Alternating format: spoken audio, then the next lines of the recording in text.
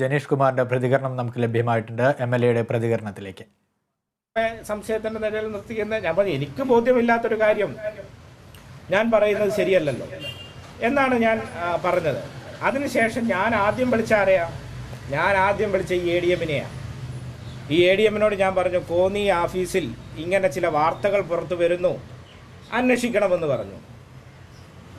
അദ്ദേഹം അതിന് തയ്യാറായില്ല. ആ ADM അതിന് തയ്യാറായില്ല. ആ ADM ഒരു മറുപടി പോലും പിന്നെ എനിക്ക് തന്നിട്ടില്ല. അവരൊക്കെ വേറെ തിരക്കിലായിരുന്നു. അതിനുശേഷം എൻ്റെ MLA ഓഫീസിന് തൊട്ടടുത്താണല്ലോ ഈ താലൂക്ക് ഓഫീസ്. അവിടെ വന്ന് ആളുകൾ ബഹളം വെക്കുകയല്ലേ, നിങ്ങളെല്ലാം ഉണ്ടായിരുന്നല്ലോ. സാധാരണ ആളുകൾ വന്ന് വിവിധ ആവശ്യം ബഹളം വെക്കുക. അപ്പോൾ അവിടെ പോയി ആ വിഷയത്തിൽ ഇടപെട്ടു. അതെൻ്റെ ഉത്തരവാദിത്തമാണ്. അപ്പോഴും ഞാൻ എൻ്റെ മാന്യത കാട്ടി തന്നെയാണ് ഇടപെട്ടത്.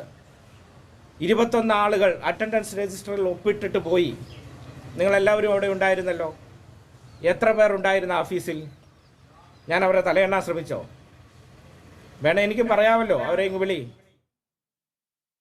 ഇപ്പോൾ ജനീഷ് കുമാർ MLA നമ്മളോടൊപ്പം ടെലിഫോണിൽ ചേരുന്നുണ്ട്. ശ്രീ ജനീഷ് കുമാർ MLA, ADM-നെതിരെ ഗുരുതരമായ ആരോപണമാണ് താങ്കൾ മുന്നോട്ട് വെച്ചിരിക്കുന്നത്. എന്തിന്റെ അടിസ്ഥാനത്തിലായിരുന്നു ഇത്തരത്തിലൊരു ആരോപണം? അല്ല, ഞാനതിനകത്ത് വ്യക്തമായി തന്നെ മാധ്യമങ്ങളോട് സംസാരിച്ച കൂട്ടത്തിൽ പറഞ്ഞിരുന്നു. ഇന്നലെ വന്ന് പരസ്യം അവിടെ ചോദിച്ചു, ഇതൊക്കെ ചെയ്യാൻ MLA ആരാണ് ചുമതലപ്പെടുത്തിയത്? MLA-ക്ക് എന്ത് അധികാരം? ഇക്കാര്യങ്ങളാണ് അദ്ദേഹം വിശദീകരിച്ചത്. ഞാനിവിടെ പോകുന്നതിന് മുമ്പ് ADM-നെ വിളിച്ചിരുന്നു, ഇങ്ങനൊരു സംഭവം ഇവിടെ നടക്കുന്നു.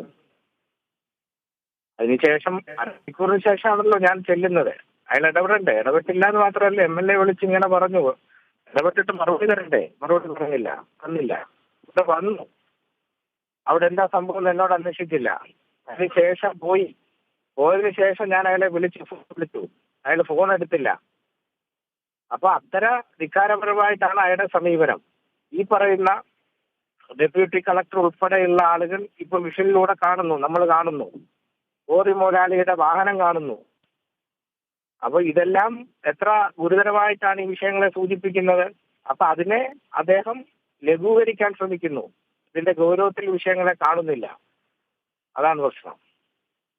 ജനീഷ് കുമാർ, താങ്കൾ ഇന്നലെ വിളിച്ച ഒരു യോഗത്തിൽ ഈ തഹസിൽദാർ പങ്കെടുത്തില്ല എന്നാണ് മനസ്സിലാക്കുന്നത്. അതിന്റെ വിശദീകരണം, ഈ തഹസിൽദാറിന്റെ ഭാഗത്തു നിന്നും എന്ത് വിശദീകരണമാണ് താങ്കൾക്ക് ലഭിച്ചത്?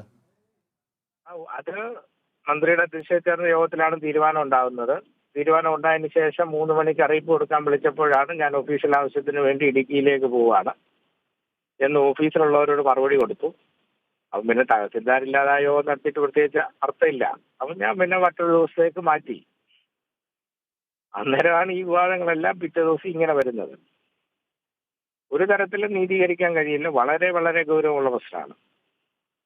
ഒപ്പം തന്നെ താങ്കൾ ഇന്നലെ ഈ താലൂക്ക് ഓഫീസിൽ പരിശോധന നടത്തിയതെന്നാണ് ഞാൻ മനസ്സിലാക്കുന്നത്. അങ്ങനെയാണെങ്കിൽ താങ്കൾ അവിടെ ചെന്നപ്പോൾ ഈ ഉദ്യോഗസ്ഥർ, അല്ലെങ്കിൽ എത്ര ഉദ്യോഗസ്ഥരുണ്ടായിരുന്നു നിലവിൽ താലൂക്ക് ഓഫീസിൽ?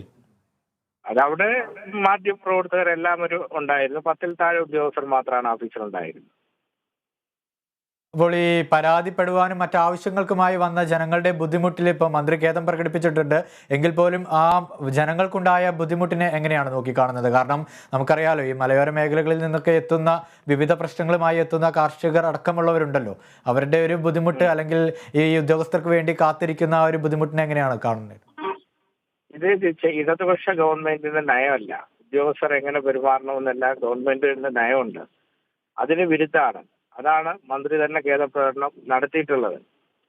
തീർച്ചയായും രാജൻ മിനിസ്റ്ററെ സംബന്ധിച്ചിടത്തോളം എനിക്ക് ഏറെ പ്രതീക്ഷയുണ്ട്. കാരണം രാജൻ മിനിസ്റ്ററെ ചടുലതയോടുകൂടി പ്രവർത്തിക്കുന്ന ഒരു മിനിസ്റ്ററാണ്. കോന്നി മണ്ഡലത്തിൽ ധാരാളം ഭൂമി പ്രശ്നങ്ങൾ മറ്റതൊക്കെ വർഷങ്ങളായി പരിഹരിക്കാൻ കടന്ന വിഷയങ്ങളുണ്ട്.